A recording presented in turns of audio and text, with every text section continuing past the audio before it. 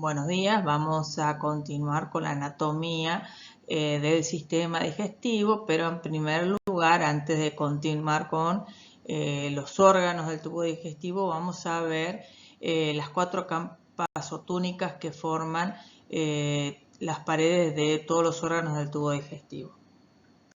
Bueno, todos los órganos del tubo digestivo, desde el esófago hasta el ano, tienen 4 capas o túnicas que son la mucosa, la submucosa, la muscular y la serosa o adventicia. Bueno, la mucosa en aquellos órganos por donde pasa el alimento muy poco procesado, como por ejemplo el esófago y la última porción del intestino grueso, que es el recto y el orificio anal, tienen un epitelio plano estratificado. Y el resto tienen un epitelio simple que va variando, o sea, un epitelio cilíndrico que va variando, o sea, las formaciones en el borde apical va variando de acuerdo al órgano. Ese epitelio descansa sobre la mucosa, o sea, el corion de la mucosa, o también llamado lámina propia, que es tejido conectivo, que tiene abundante tejido linfático asociado a la mucosa. O sea, puede tener tejido linfático difuso, nódulos linfáticos o verdaderos folículos linfáticos formando, por ejemplo, en la última porción del intestino delgado, el ilion distal, formando lo que se conoce como placas de Peyre.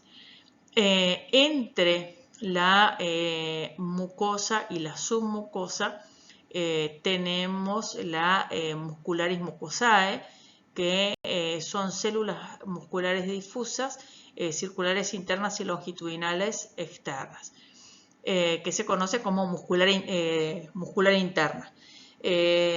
Por fuera de la muscularis mucosae encontramos la submucosa, que es tejido conectivo fibroso, que tiene abundantes vasos sanguíneos, donde los vasos sanguíneos de mayor calibre se ramifican y forman vasos de menor calibre, que son los vasos sanguíneos que van a irrigar la muscular y la capa mucosa también.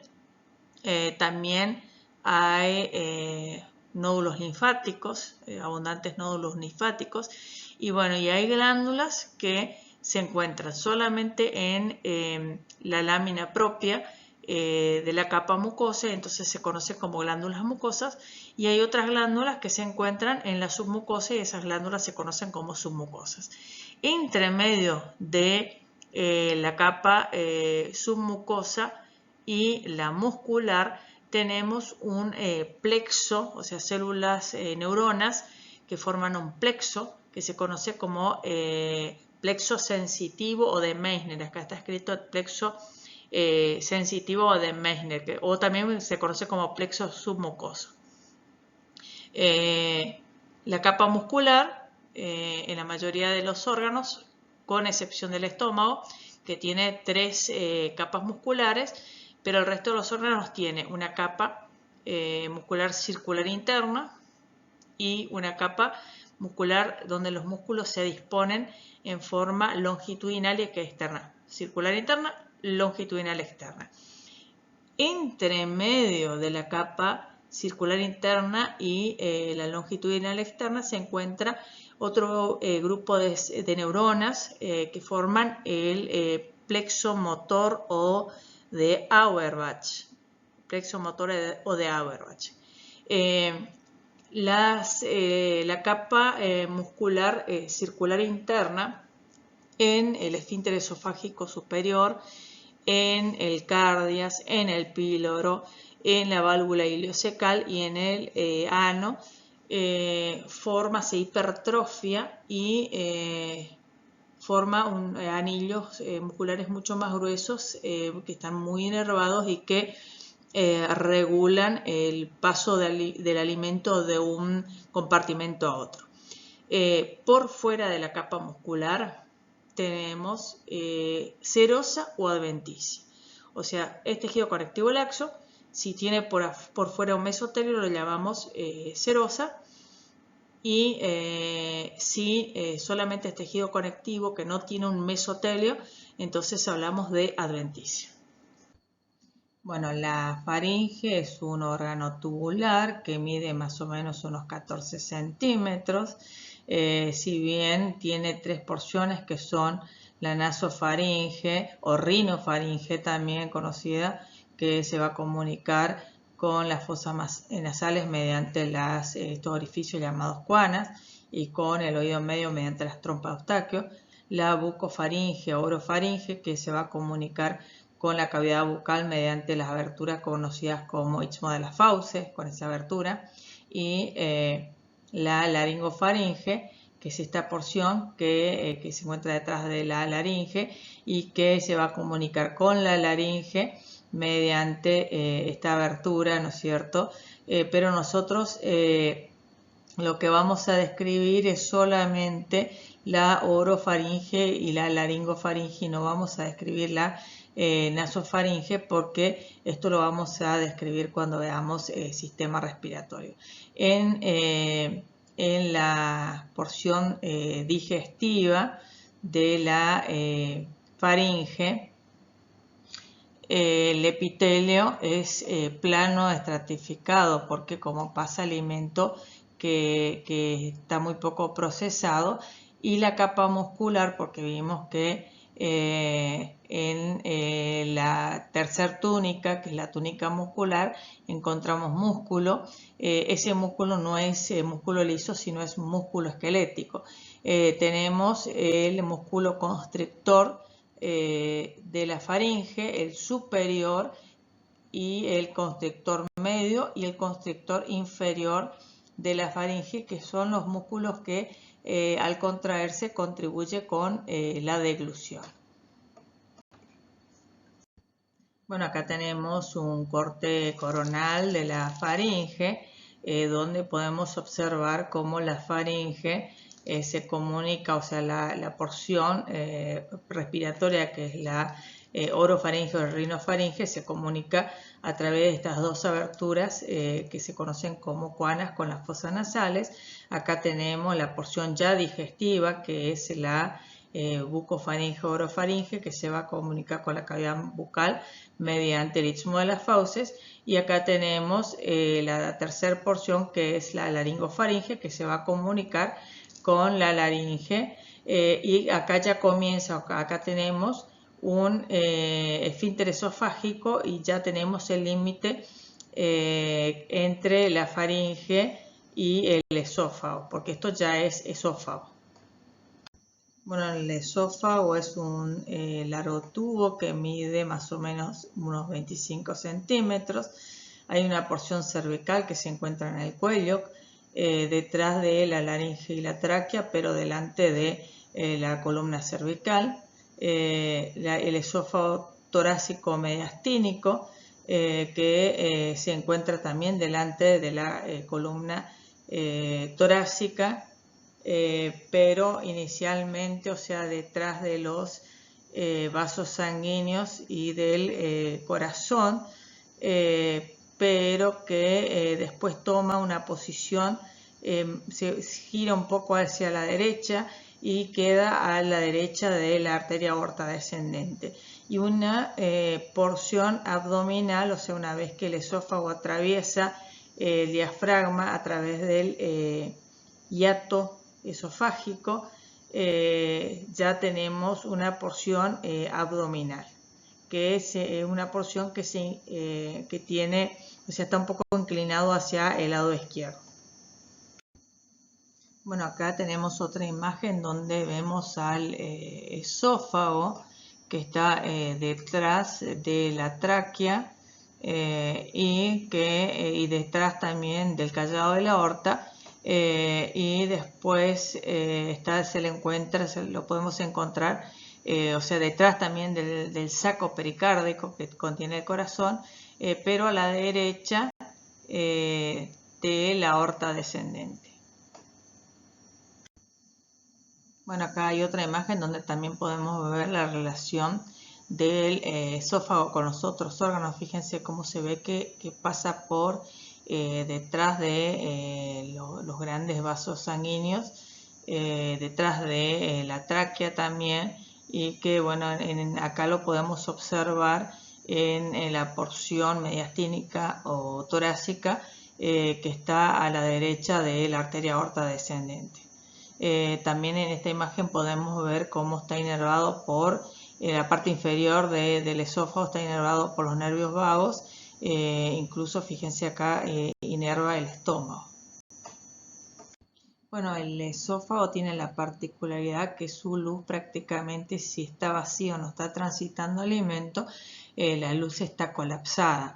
Bueno, y tiene un epitelio plano estratificado porque acá pasa el alimento muy poco procesado.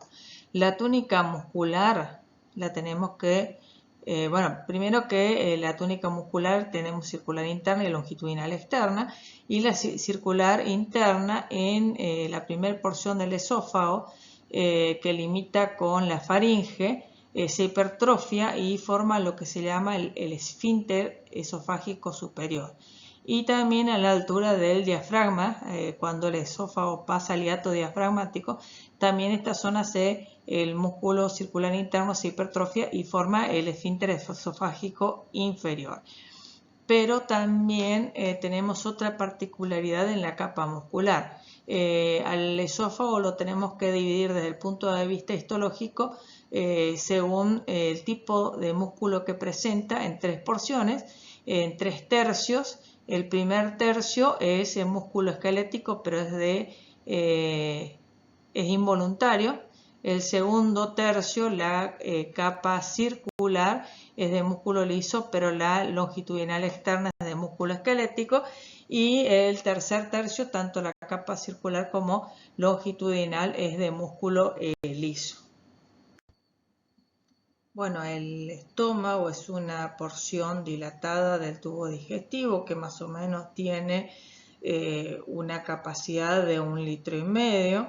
Se encuentra en el epigastrio y en el hipocondrio izquierdo, o sea, se encuentra a la izquierda del hígado, a la izquierda y por debajo del hígado, y por delante del bazo y del páncreas también.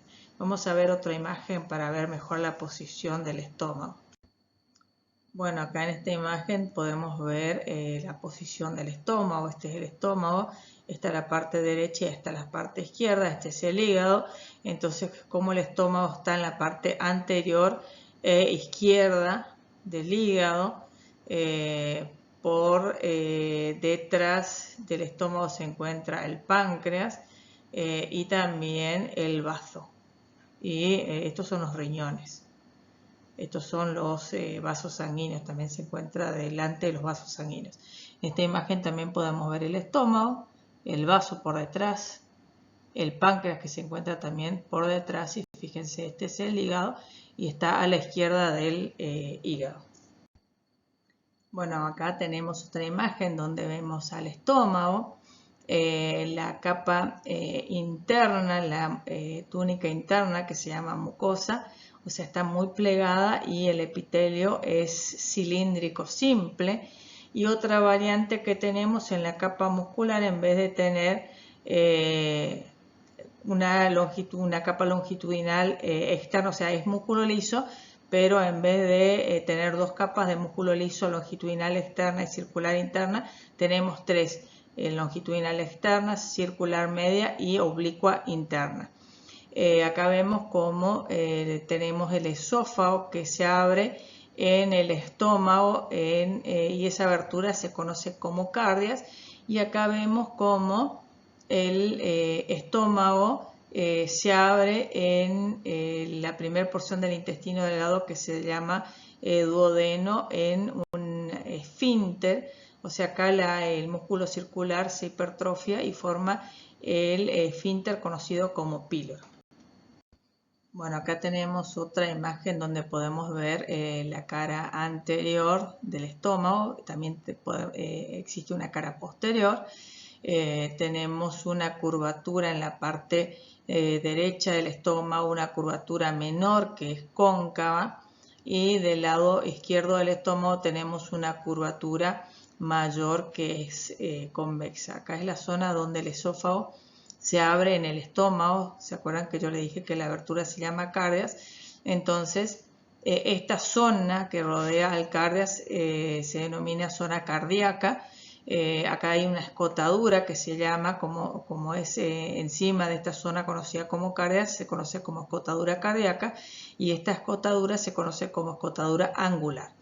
Bueno, este es el cuerpo del estómago, y la parte superior del cuerpo se conoce como fundus del estómago. Y todo esto es la región pilórica. Esta región pilórica termina en el esfínter conocido como píloro, y la región pilórica se la puede dividir en antro pilórico y canal pilórico. Bueno, el estómago se continúa con el intestino delgado. El intestino delgado tiene 3 porciones. La primera porción se denomina duodeno, después continúa con el yeyuno y el ilion. El intestino prácticamente ocupa la mayor parte de la cavidad abdominal y se encuentra rodeado por ese marco que forma el intestino grueso. Bueno, acá tenemos otra imagen donde podemos ubicar al intestino. Fíjense, ocupa la mayor parte de la región umbilical y el hipogastrio. Tenemos esta porción que es el duodeno, que mide aproximadamente unos 25 centímetros. Duodeno significa 12 dedos. Y el resto del intestino delgado aproximadamente tiene entre 6 a 7 metros. De los cuales el 40% corresponde al yeyuno, más o menos se calcula unos 2,4 metros, y el ilion el 60%, que corresponde aproximadamente a 3,6 metros. Bueno, el duodeno, recuerden que es la primera porción del intestino delgado, y duodeno significa 12 dedos, que equivalen aproximadamente a 25 centímetros. Comienza en el esfínter pilórico y tiene una porción que es la porción duodenal, que es cortita, y termina en la flexura duodenal superior. Tenemos una porción que es descendente, que termina en la flexura duodenal inferior, una porción inferior que es horizontal, y una porción ascendente que termina en lo que es el ángulo de Streiff. En el duodeno se abren dos orificios, uno que corresponde al conducto pancreático accesorio, que se abre en lo que se conoce como papila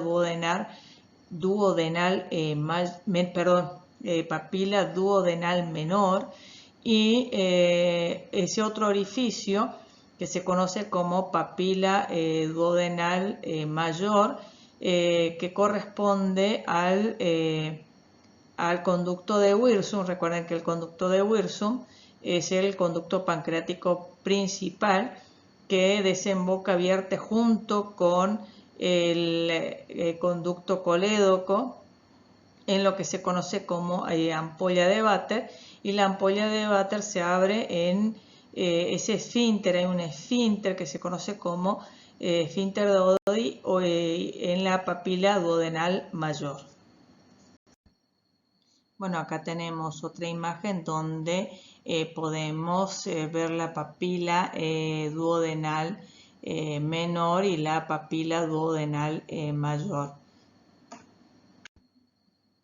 Bueno, externamente el yeyuno y el ilion no se pueden diferenciar porque no hay un límite marcado, porque todo el intestino delgado es liso externamente, pero según las bibliografías el yeyuno ocupa la parte superior e izquierda de la cavidad abdominal, y el ilion la parte inferior y la parte derecha de la cavidad abdominal.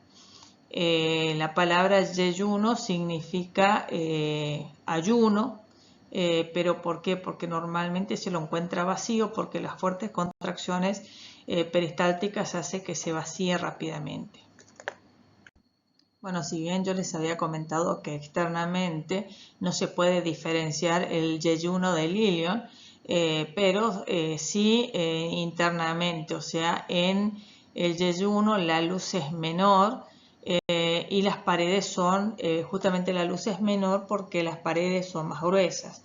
Y además tanto el yeyuno como el ilion tienen estos pliegues transversales que se conocen como válvulas coniventes o pliegues de Keckring o pliegues transversales o pliegues circulares también en otras bibliografías figura como pliegues circulares que bueno, son mucho más abundantes en el yeyuno y menos abundantes en el ilion.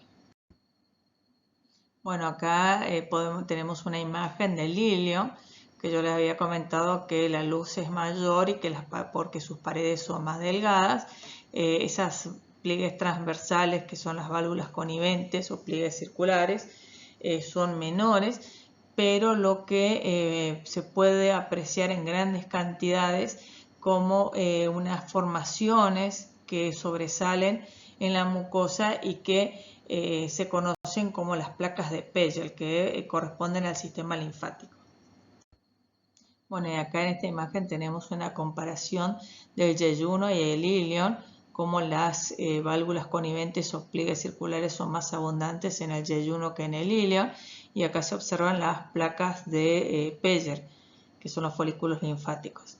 Bueno, pero a su vez esos pliegues circulares o válvulas coniventes, que son estas, tienen a su vez en su superficie, ya a nivel microscópico, tienen las vellosidades. Y cada una de estas células, que se llaman enterocitos, tienen en su superficie, en su borde apical, microvellosidades. Eso aumenta muchísimo la superficie de absorción, ya que la principal función, o sea, en el intestino delgado va a continuar el proceso digestivo, pero se va a cumplir esa importante función que es la absorción de los nutrientes.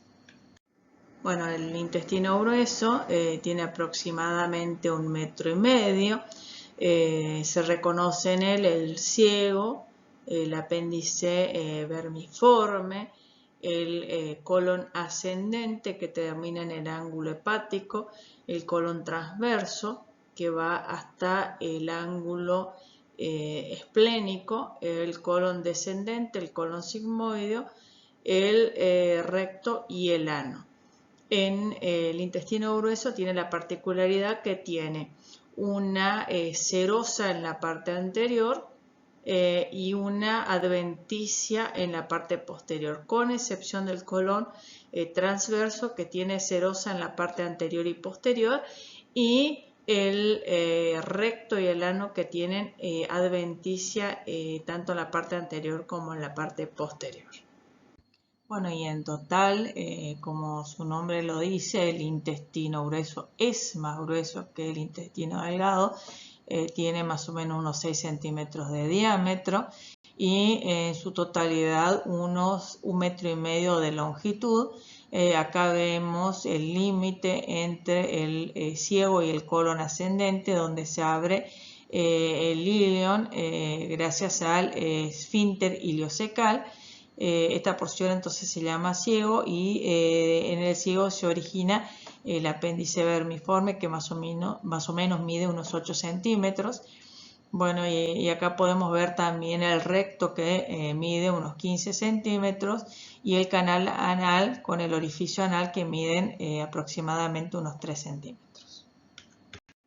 Bueno, en la capa muscular tenemos la misma disposición circular interna y longitudinal externa, pero la longitudinal externa, que está ausente en el ciego, en el apéndice vermiforme y en el recto, se concentra en 3 tiras longitudinales que se conocen como tenias, y esas tenias hacen que la superficie externa del intestino grueso se abolle formando los austros. Estos son los austros.